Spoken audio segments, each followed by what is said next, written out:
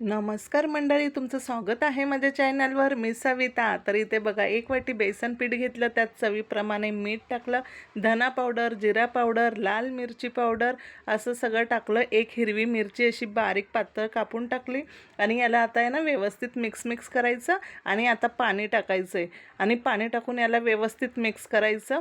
आणि आता याच्यामध्ये ना बघा, आता आपण काय काय टाकायचं. एक टोमॅटो बारीक चिरलेला टाकला, त्याच्यानंतर एक कांदा टाकलाय बारीक चिरून, आणि एक शिमला मिरची बारीक चिरून टाकली, आणि कोथिंबीर जास्त टाकली तरी चालेल.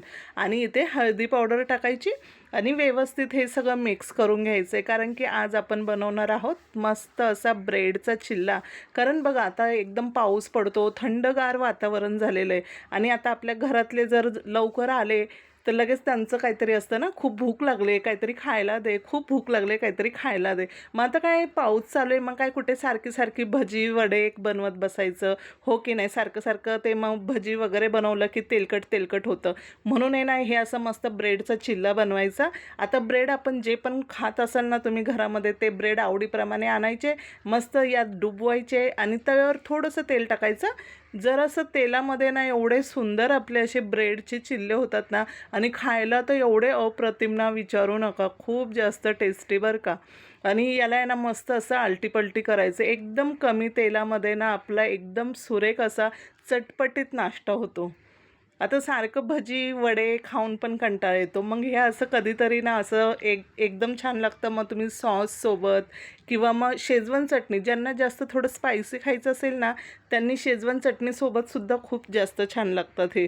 तर आता बघा, इथे ना मस्त असे स्टेप बाय स्टेप सगळे मी करून घेतले, एकदम थोडं तेलामध्ये. अजिबात इथे जास्त तेल लागत नाही. तुम्हाला जर व्हिडिओ आवडला असेल तर व्हिडिओला लाईक करा, चॅनलला सबस्क्राईब करा. आणि तुम्ही कधी असे ट्राय केले नसेल ना, तर तुम्हीसुद्धा ट्राय करा, आणि किती छान लागतात ना हे मला सांगायला विसरू नका बरं का. हे असे मस्त आपले ब्रेड चिल्ले इथे सगळे रेडी झाले. मस्त घरातल्यांनी एन्जॉय केले. तुम्हीसुद्धा असे छान बनवा आणि मस्त आता पावसाळ्यामध्ये आपल्या फॅमिलीबरोबर एन्जॉय करा.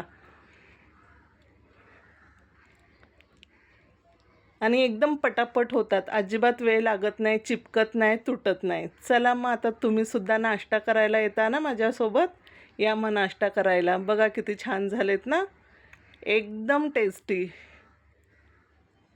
मग आता शेजवान चटणी आवडत असेल तर त्याच्यासोबत खा, एकदम चटपटीत लागतात. आणि सॉससोबतसुद्धा खूप छान लागतात. मस्त एकदम. मुलं तरी म्हणजे मुलं पण आणि घरातली मोठे पण सगळे आवडीने खाणार बरं का हा नाश्ता. बाय.